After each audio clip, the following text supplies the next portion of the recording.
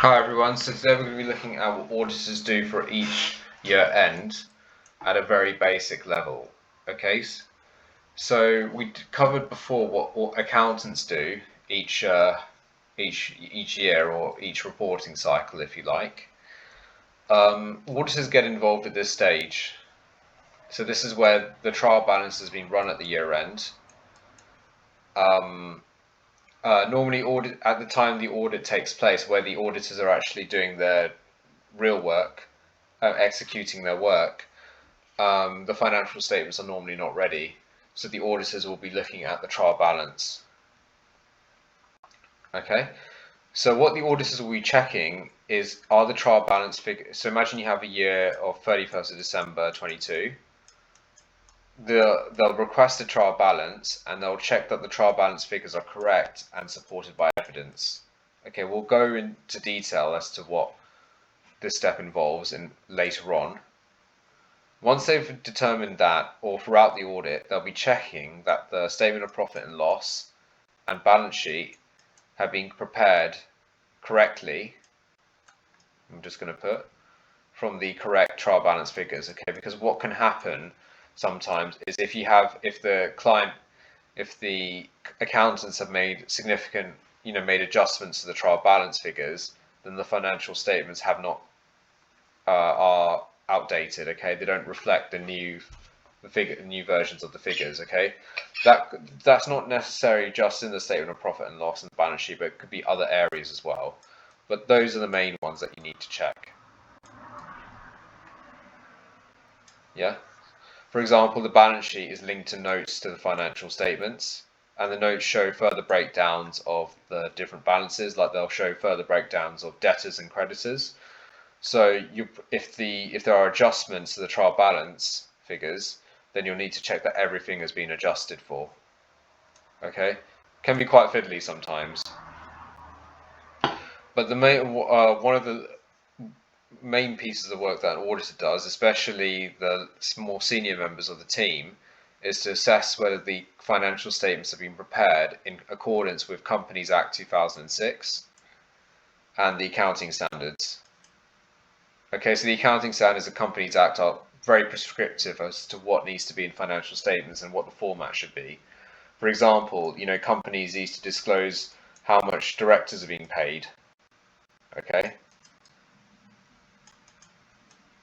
They need to disclose any material events after the year end. Okay, so as an auditor, you'll be trying to understand, have all the relevant disclosures being made. Okay, and another one, sometimes some companies have to prepare what's called a strategic report, which, the clue's in the name. They have to explain what their strategy is going to be for the future year and what their risks and uncertainties are. As an auditor, you need to assess whether these risks and uncertainties are adequately disclosed. Has the company explained how it's going to deal with COVID, for example? Okay, so it requires a bit of judgment, this area, but it also requires understanding of what is needed in order to comply with Companies Act 2006 and the accounting standards. Okay, there are other areas other tasks that auditors have to do, but these are the three main ones, in my opinion. Now, I thought I'd go for an example of a case study, a manufacturing company, which just makes money by selling goods to customers. I'm going to explain, how auditors would, audit that basically. Just a reminder of some key double entries. So you can have debit expenses, credit accruals, debit expenses, credit trade payables. Okay, so trade payables for a given year are unpaid expenses. Yes, and they're unpaid expenses or unpaid invoices. Okay, before year end. Accruals, on the other hand, are unpaid invoices that come after the year end, but relate to before the year end. I've given some presentations on accruals in my playlist, so you can see those there.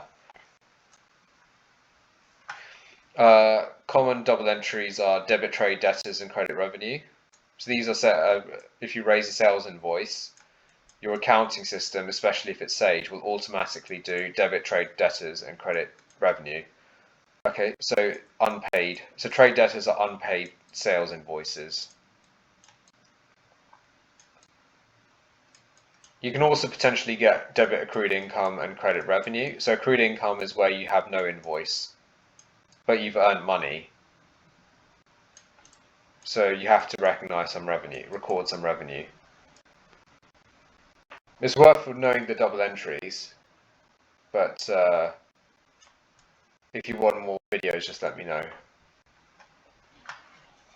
Now, auditors essentially are like scientists. Well, they prepare work papers, and those work papers test assertions. Okay, and the work paper will have objectives like a scientist, work done, objectives, methods, work done, and conclusion like a scientist does. And what they're essentially testing are what's called assertions. For P&L transactions, dealing with numerical parts of the financial statements, we have a mnemonic to memorize this, which is called occur. So the first one is occurrence. O stands for occurrence. It means, has the transaction actually happened? So if we're recording revenue, it means, have we actually earned the money? Have we actually sold the goods? Did the sale of goods take place? Obviously if the transaction didn't occur, then that would be fraud. Completeness. Have all the transactions been recorded? So you'd probably want to see that for expenses, especially because company might have an incentive to understate their expenses to increase their profit. But we also do check that for revenue as well, to make sure that revenue is complete.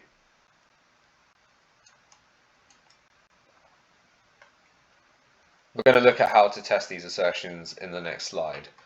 Another one is cutoff. Let me just, I've gone a bit crazy with my annotations. Let me just rub that out for a bit. So cutoff is about understanding, has the accruals basis been correctly applied? Okay, so cutoff errors occur where the transaction has been allocated to the wrong accounting period. Okay, so an expense, even though it was recorded in 2021, for example, when it should be recorded in 2022. Okay, and cutoff is basically about whether the accruals concept has been correctly applied, and this is where you might get, I've seen errors happen here in companies that I've audited, and I've had to raise adjustments as a result. So normally for cutoff, you check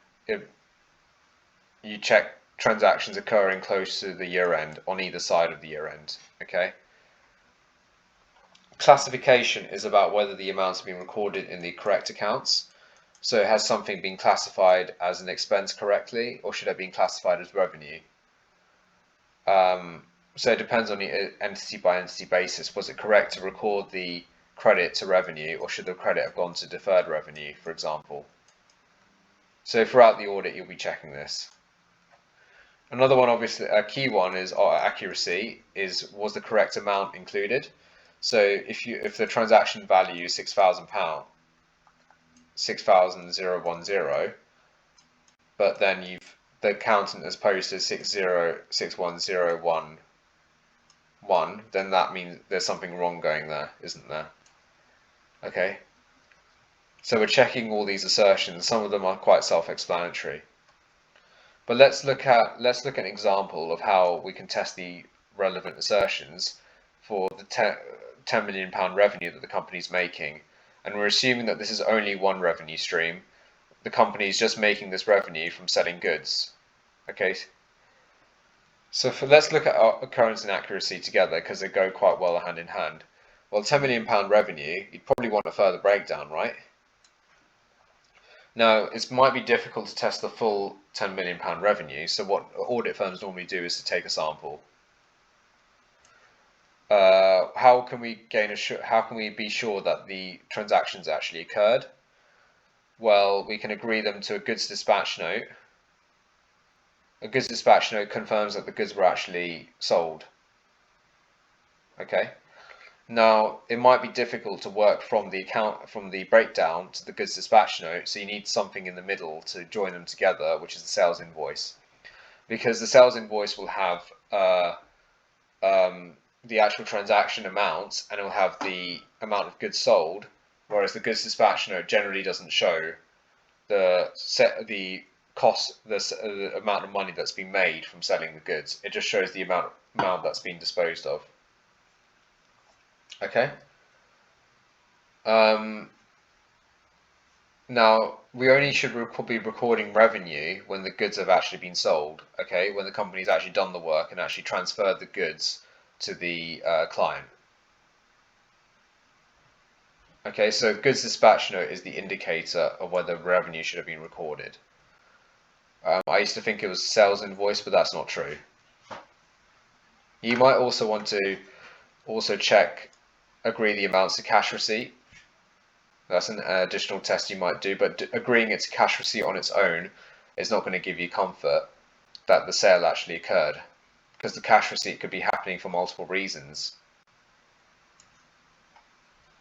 Another assertion we need to test is completeness of revenue. This is normally tested because revenue and trade debtors are the same double entry. So as we said before, you do debit revenue, debit trade debtors, credit revenue. So if you're checking completeness of revenue, on the other side we would check existence of trade debtors, but we'll come on to that. So how do you check completeness of revenue?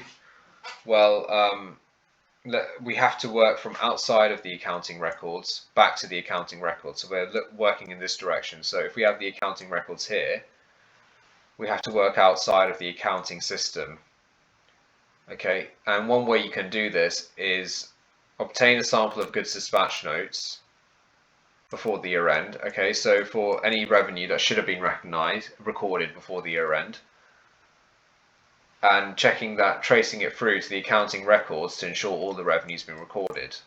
Okay, so you're doing this test. Okay, and obviously you'd be recording in your work paper, you'd need to record the actual goods dispatch number, so GDN1, and then the details of that, then the details of the sales invoice, and then the details of the accounting records. Okay? So you need to record as much detail as possible on all pieces of information so that the person who's reviewing the work can follow the test through. And if you have a question with the client, you can give them the relevant information and they can tell you more.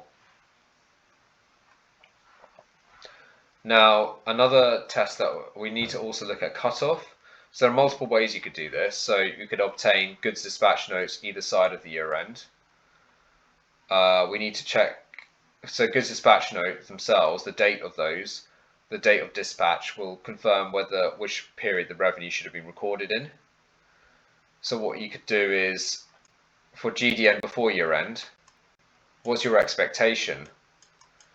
Well, we'd expect it to be included in the 10 million.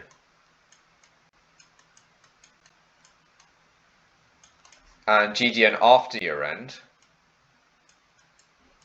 what would we expect? We would not expect it to be included in 10 million. Because the GDN after the year end, the revenues relates to after the year end. So we shouldn't be expect it to be included in the 10 million, okay? So this is why this is quite a good test. Classification as well, we need to test. So we're checking that should the amounts have been recorded as revenue or deferred income. Okay, so actually one test can meet multiple assertions. Now let's look at how we can test the assertion occur for non-payroll costs. Okay, payroll is a bit of a separate way of testing payroll. So I'm just going to pick easy expenses like rent, electricity, manufacturing costs. We're not dealing with labor. Okay, so occurrence, accuracy, and classification we can test actually all together. So normally the way to test expenses, you probably see the most junior member of the team will be to agree them to invoices issued by the supplier. Okay, and you need to record details of the invoice, and you need to record obviously the transaction that you're looking at. So you'd normally, the way the paper would look, you'd have the nominal ledger, the sample, and then you have details of the invoice.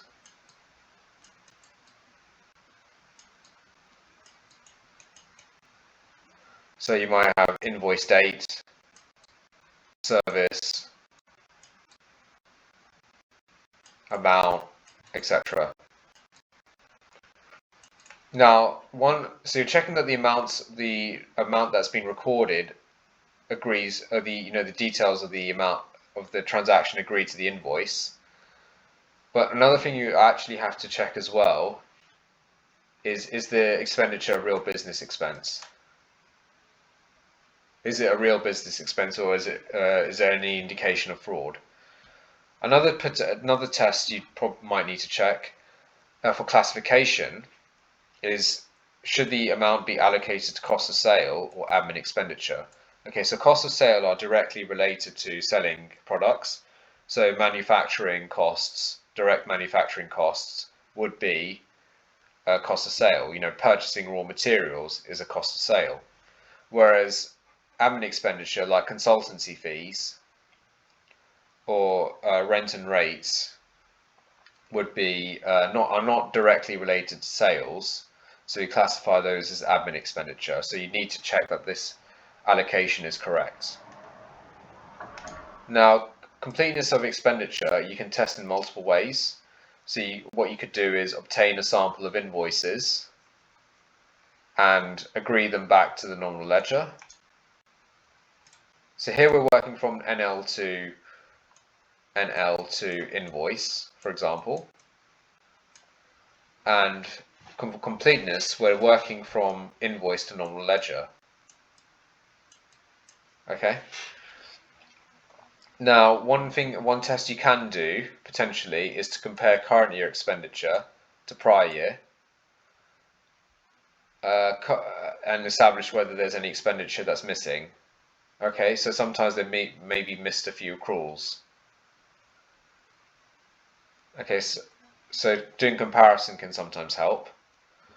For certain costs, like rental costs, rent, you can easily form an expectation of what the total rent paid for the year is and compare to the actual figure. Okay, so you can get your expectation based on the lease agreement and compare to actual. And that would also test for the rent cost, that would also test occurrence and accuracy. Occurrence because you've actually got a lease agreement and you've gone to the site and you've seen that the property actually exists. And accuracy because you're recalculating the total expense. So where possible, it's more efficient to test expenses expenses totally through doing forming an expectation. Okay. Most expenses you won't be able to do this. Well, rent you can definitely do, and rates you can do.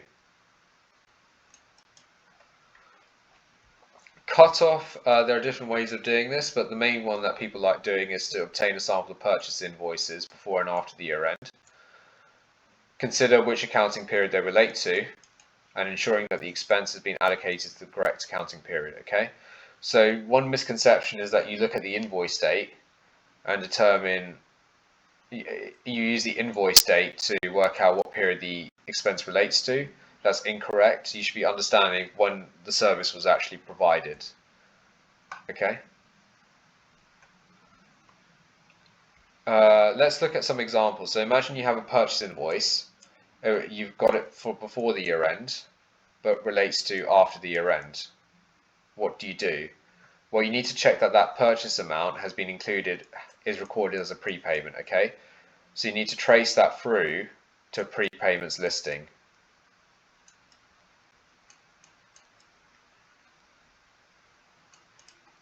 Okay, so no expense should be included in the current year. So imagine you have a purchase invoice after the year end, like maybe the audit fee, an audit fee for example, but it relates to before the year end. What do you do? Well, you need to check that it's recorded as an accrual. Okay, so you need to trace it through to the accruals breakdown, and that total accruals figure needs to agree back to your trial balance. When I say the word agree, what I mean by that is that the figure should be the same. Okay, so it's just following everything logically. You're tracing things through. Now let's look at balance sheet amounts. Okay, so for balance sheet we have these. Serve. You got served. So balance sheet amounts are assets, liabilities, and equity. Let's look at them. So completeness, again, are all assets, liabilities, and equity recorded? Existence, do assets, liabilities, and equity actually exist? Okay, so obviously, there might be a risk that companies an asset, for example, is cash.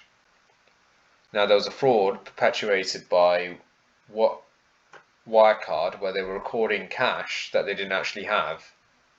The cash was actually fictitious. So, you need to check whether assets actually exist, especially with companies that have huge amounts of assets or PPE. Let me just rub this out just to make it a bit neater. We also need to look at rights and obligations. So what does that mean? Well, we need to actually see, does the entity have the right to control the asset? Okay, so obviously with land there needs to be a title deed.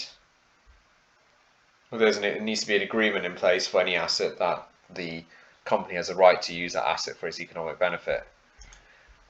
And obligations for liability, you need to understand you need to read through the contracts to understand the nature of the obligation. Valuation, I've put together, so the standards have been amended, so there are 3 included in V: valuation, accuracy, and allocation. So obviously you want to check that are the assets and liabilities valued correctly and accurately? Have all relevant disclosures been appropriately described?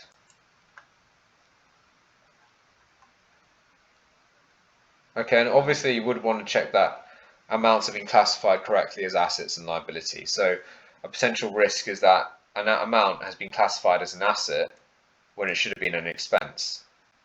This can happen sometimes. And obviously the benefit of classifying something as an asset instead of an expense is that you keep your profits high. So let's look at some examples of how to test these assertions. So completeness, let's use assets as an example. So what you can do is to trace physical assets at the year. Each year for inventory, there's normally a stock take where the company counts how much stock it has. What you can do during the stock take, the auditor attending the stock take, is to trace a sample of physical assets at the year end that they see on the shop floor through to the year end stock listing, and the year end stock listing should then reconcile to the inventory balance as at the year end. Okay, so completeness is you're working from outside of the accounting records through to the accounting records.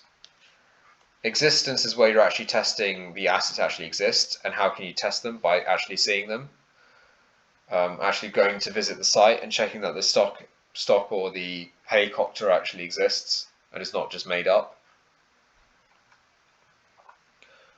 Rights and obligations. Rights and obligations you can understand through actually inspecting the contract. Valuation. So depends on what asset. So imagine you have a property and that has to be shown at a particular valuation. That valuation will be supported by independent valuation report. So you need to assess the assumptions behind that valuation report, whether the expert is likely to have the expertise to value the report, and maybe doing your own additional research to assess whether that valuation appears reasonable. Okay, so valuation can be quite subjective, especially, for example, for properties. Right, so for a property, an auditor might want to check what properties in that same area have sold at. What does right to move, what do websites say about the potential valuation of the property? What has the property sold for in the past? Okay, so it's quite valuation of assets, especially, can be quite subjective. But imagine if a company has listed stocks, listed shares, and listed stocks as investments. Well, you can agree that to third-party data. Cash is actually very easy to check for valuation, because what we normally do is obtain a third-party confirmation from the bank. So if the company is saying it has 100k of cash, we would compare that to 100k cash confirmation, to the cash confirmation of the bank itself. We'd write to the bank ourselves. A bank statement itself doesn't give you comfort over valuation, because a bank statement could be manipulated by the company itself. Now, for all relevant transactions and balances, the other financial statement assertion is that is presentation. Okay, so all appropriate information and disclosures are included in the company's financial statement, FS, and all the information presented in the statements is fair and easy to understand. Okay, so this will be done by reviewing the financial statements. One thing you will also check with financial statements, obviously, is grammar and punctuation errors and these kinds of things. So, it takes time to review financial statements. It's not an easy exercise. Okay, everybody, hope you found that useful, and look forward to hearing from you. Cheers, bye.